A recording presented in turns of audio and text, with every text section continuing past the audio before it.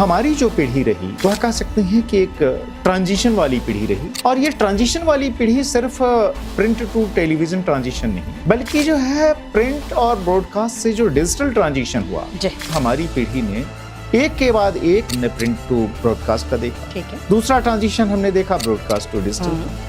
तीसरा transition social का एक ट्रांजिशन, लोगों को 3-3 महीने लगते थे ढंग की वेबसाइट बनाने में। आज हालत यह है कि 5 मिनट में आप एक अच्छी वेबसाइट एआई के जरिए क्रिएट कर सकते हैं, और इसकी वजह से कई सारी चीजें खत्म हो जाएंगी। एआई की एरा में क्या हो रहा है कि बहुत सारी जो रूटीन जॉब्स थी, जैसे मान लीजिए रूटीन कॉपी राइटिंग थी, वह जो जॉब खत्म हो गया, रूटीन ड्राफ्टिंग खत्म हो गई, रूटीन प्रोग्रामिंग खत्म हो गई। आज के दौर में हिंदी को आप कहाँ देखते हैं?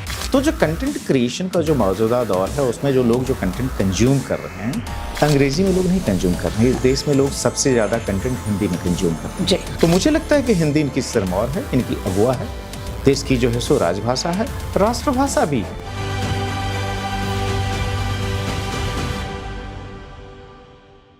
नमस्कार, मैं पूर्वा राय बहुत स्वागत करती हूं आपका वीर भारत न्यास एवं माखनलाल चतुर्वेदी जो पत्रकारिता विश्वविद्यालय, साथ ही साथ संचार के कार्यक्रम भी यहाँ पर चलते हैं, इन दोनों के द्वारा संचालित एक बेहद शानदार पॉडकास्ट सीरीज़ में। जी हाँ, आज हम यहाँ पर उपस्थित हैं भारत भवन न्यास में। यहाँ चल रहा है 200 वर्षों का इतिहास पत्रकारिता को लेकर। किस प्रकार से पत्रकारिता ने इन वर्षों में अपने बहुआयामी प्रतिभाओं को लेकर एक नया आयाम रचा, किस प्रकार से अलग अलग विधाओं में पत्रकारिता जानी जाती है। चौथा स्तंभ जो है उसको लेकर बात करेंगे, और आज बेहद गौरवान्वित महसूस कर रहे हैं क्योंकि हमारे साथ पत्रकारिता का वो नाम जुड़ा हुआ है जिसे कोई भी परिचय का ज़रूरत ही नहीं है। तो चलिए स्वागत कर लिया जाए श्री ब्रजेश सिंह जी का। सर, बहुत बहुत स्वागत है। अगर इनके विषय में आपको बताऊं तो कोई भी ऐसा पत्र पत्रिका नहीं है या फिर ऐसा चैनल नहीं है जहां पर आपकी मादा नहीं बोलती हो, तो क्यों ना सर से ही कुछ जान लिया जाए। सर, मैं आपके विषय में बताऊं, आप इतने सारे पत्र पत्रिकाओं में लेखक रहे, उसके बाद में चैनल हेड रहे, चैनल एडिटर हैं। क्या महसूस करते हैं आप कि जब व्यक्ति पत्र पत्रिकाओं में लिखता है, एक पत्रकार के रूप में काम करता है, और उसके बाद में इतने विभिन्न चैनल्स, अगर बात की जाए एबीपी न्यूज़ की या फिर आपके 30 साल के अनुभव की, तो आपको कैसा महसूस होता है? क्या चीज़ ज़्यादा टच करती है आज की जनता को? देखिए, 2-3 महत्वपूर्ण चीज़ें हैं, क्योंकि जिस समय मैं इंडस्ट्री में आया जी 96 की बात करूं, चूँकि 95 में मैंने ग्रेजुएशन की थी अपनी, समाजशास्त्र मेरा ऑनर्स सब्जेक्ट था काशी हिंदू विश्वविद्यालय से। उसके बाद से Indian institute of mass communication, जो कि उस दौर में भी देश का सबसे महत्वपूर्ण मीडिया ट्रेनिंग इंस्टीट्यूशन था, वहाँ से अपना कोर्स करने के बाद से जब 96 में मैं इंडस्ट्री में आया, तो उस समय इस देश में मोटे तौर पर प्रिंट का प्रभुत्व था जी। टेलीविज़न या जो ब्रॉडकास्ट हम कहते हैं, वह इंडस्ट्री, उसका इवोल्यूशन हो रहा था। हाँ जी। तो अगर आप वो दौर याद करें जब 96 में मैं बाहर निकला, तो उस समय दूरदर्शन चूँकि एकमात्र पब्लिक सर्विस ब्रॉडकास्टर था, और उसका एक सेकंड चैनल जो है DD2 के तौर पर, जो बाद में ज़्यादा जाना गया, पहले वो मेट्रो कहा जाता था, चूँकि उसका प्रसारण मोटे तौर पर जो देश के बड़े महानगर हैं उन्हीं में होता था। तो उस मेट्रो चैनल पर 2-3 प्राइवेट प्रोडक्शन हाउसेस के प्रोग्राम कमीशन किए गए थे। उसके पहले जो है ऑब्वियसली 92 में देश का जो पहला जो है निजी सेक्टर का, आप इंग्लिश जो कह सकती हैं, इस तरह का एक एंटरटेनमेंट का चैनल जो है वह ZTV के तौर पे लॉन्च हुआ था। तो उस पर कुछ बुलेटिन आने शुरू हुए थे, लेकिन वो मोटे तौर पर जो है वह इंग्लिश में थे, संख्या उनकी कम थी। 95 में ही एक बड़ा महत्वपूर्ण फैसला आया, जिस साल मैं पत्रकारिता की पढ़ाई कर रहा था, और वो फैसला था CAB versus union of India. जी। CAB से हमारा आशय है क्रिकेट एसोसिएशन ऑफ बंगाल। उस समय जगमोहन डालमिया की तूती बोलती थी, BCCI के प्रेसिडेंट होते थे, और क्रिकेट में नया नया पैसा आना शुरू हुआ था, खासतौर पे आप स्पॉन्सर मनी कह सकते हैं, या फिर जो ब्रॉडकास्टर्स जो पैसे पे करते थे, जो एक बहुत बड़ी ऑडियंस थी। तो उसके पहले तक भारत में ब्रॉडकास्टिंग सेक्टर पर भारत सरकार का एक तरह से प्रभुत्व था, मोनोपोली थी। सुप्रीम कोर्ट में जगमोहन डालमिया उस केस को लेके गए थे, चूँकि जो है दूरदर्शन का ये था कि नहीं, हमको तो फ्री में जो है ये ब्रॉडकास्ट करेंगे, जबकि उन्होंने उसके लिए फ़ी की मांग की थी।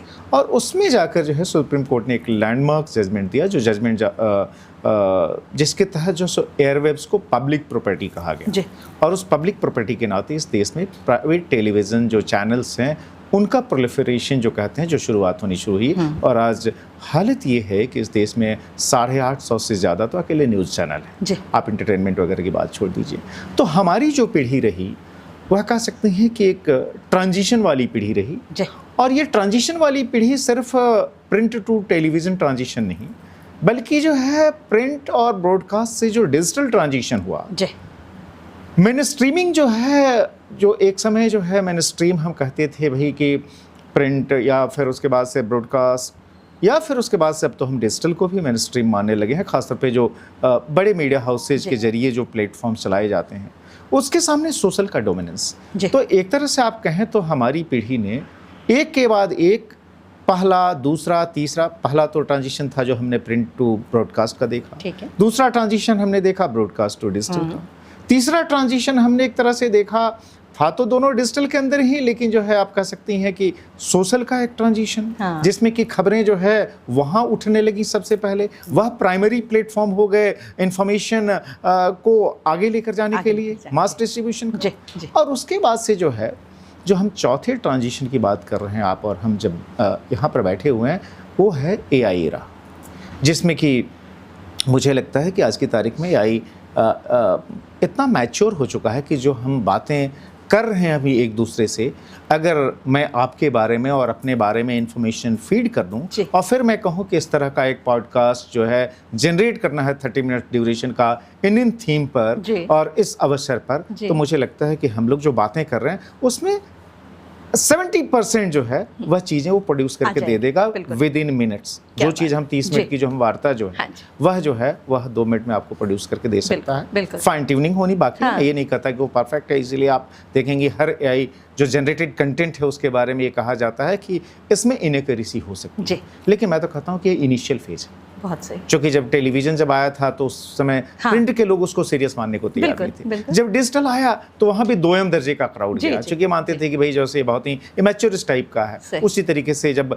नए नए जो है ये कंटेंट क्रिएटर्स की जब जमात पैदा हुई तो हमने उनको भी मैच्योर माना। अब जो AI का ही रहा है, जाहिर है इसको तो अब कोई मैच्योर मानने की हिम्मत जुटा ही नहीं जुटा सकता, शायद समय के चलते ये भी 100% अपना देने लगे निश्चित तौर पर। और मुझे लगता है कि आज ही, जैसे कि मान लीजिए मैं कल ही किसी से बात कर रहा था कि पहले एक वेबसाइट बनाने में लोगों को 3-3 महीने लगते थे ढंग की वेबसाइट बनाने में। आज हालत ये है कि 5 मिनट में आप एक अच्छी वेबसाइट AI के जरिए क्रिएट कर सकते हैं और इसकी वजह से कई सारी चीज़ें ख़त्म हो जाएंगी। जैसे कि मुझे याद है कि जब टेलीविज़न शुरू हुआ था तो उस समय रिपोर्टर जाता था शूट पर, उसके साथ कैमरा पर्सन होता था, उसके साथ असिस्टेंट होता था, फिर लाइटमैन होता था, फिर ड्राइवर होता था, पूरा एक लंबा चौड़ा सरंजाम चलता था। अभी थोड़ी बहुत लोग लीजिए DD अब भी फॉलो कर लेता है क्योंकि सरकारी सिस्टम है, सरकार अफोर्ड कर सकती है, मैं मानता हूँ, चलती है और पूरा ज़खीरा चलता है। जी हाँ, लेकिन जो बाकी जगह से वो सब चीज़ें गायब हो गई, क्योंकि जो टेक्नोलॉजी ने, क्योंकि बड़े बड़े जो भारी भरकम जो कैमरे थे वो ख़त्म हो गए। आज हम जब बात कर रहे हैं, आप देखिए पॉडकास्ट के जो ये माइक्स हैं कितने सेंसिटिव हैं, कितने इजी हैं, बिकॉज इनका प्रोडक्शन बहुत इजी है, इनका जो है कॉस्ट काफ़ी कम हो गया है, तो इसलिए जो है डिजिटल कंटेंट क्रिएशन जो है वो बहुत आसान हो गया है। AI की एरा में क्या हो रहा है कि बहुत सारी जो रूटीन जॉब्स थी, जैसे मान लीजिए रूटीन कॉपी राइटिंग थी, वह जो है जॉब खत्म हो गया, रूटीन ड्राफ्टिंग खत्म हो गई, रूटीन प्रोग्रामिंग खत्म हो गई। जो हमारे यहाँ जो इस देश से जो हम इन थाउजेंड्स जो कोडर्स पैदा करते थे जो कंप्यूटर इंजीनियर्स के तौर पर, अचानक वो जो है जॉब आपको खतरे में दिखाई दे रही है, और इसीलिए IT कंपनीज बड़े पैमाने पर जो है IT प्रोफेशनल्स को निकाल रही है, क्योंकि वो जो काम वो 3 महीने 6 महीने में करते थे वो काम जो है थ्रू AI यूज आप जो है 2 मिनट में। सर फिल्मों में भी तो देखिए ना कि भीड़ जुटाने का काम AI कर दे रहा है, लोकेशन ढूंढने का काम AI कर दे रहा है, डबिंग का काम AI कर दे रहा है, सभी दूर कर दे रहा है। आज जब ये इतना ही अनोखा सा एक नवाचार है, कहा जाना चाहिए कि शायद देश में ये प्रथम है कि पत्रकारिता के 200 वर्ष पूर्ण होने पर उदंत मार्कंडेय जो हमारा प्रथम अखबार था उसके लिए हम लोग समर्पित हैं और यहाँ पर इकट्ठे हैं। कैसा महसूस कर रहे हैं? क्या आप दुनिया को सलाह देना चाहते हैं? और यहाँ पर आकर आपको जो अनुभव हो रहे हैं वो दुनिया के साथ आप किस रूप में साझा करेंगे? देखिए, पहली बात तो ये है कि यह प्रयास बहुत अच्छा है, क्योंकि देखिए इतिहास हमेशा आपको भविष्य की दिशा दिखाता है। वह सिर्फ जो सो पास्ट का क्रॉनिकल नहीं है, पास्ट का नरेशन नहीं है, बल्कि पास्ट में वो कौन सी चीज़ें हुई थी और वो भविष्य के लिए क्या रास्ता बताती हैं, इसका भी वो रिफ्लेक्शन है। तो मुझे लगता है कि जिस समय हमारा देश गुलाम था, अंग्रेजी शासन जो है उसके बोझ तले दबा हुआ था, उस समय उदंड मार्टंड जैसे अखबार की वजह से इस देश के लोगों के स्वाभिमान में जो है वृद्धि हुई। हमने स्वतंत्रता हासिल करनी है, हमें अपनी आज़ादी को फिर से जो है उसके मूल स्वरूप में लेना है, यह भाव पैदा हुए। और वहाँ से करते करते एक के बाद एक ऐसे अखबार शुरू होते गए, ऐसे जो मिशनरी भाव के लोग जो है, जो कि समाज के अलग अलग क्षेत्रों से चलकर आकर उन्होंने पत्रकारिता की। क्योंकि अगर आप देखें पुराने पत्रकारों का इतिहास, तो उसमें आपको बहुत बड़े पैमाने पर कवि मिलेंगे, साहित्यकार मिलेंगे, वकील मिलेंगे, ऐसी बहुत बड़ी फौज है।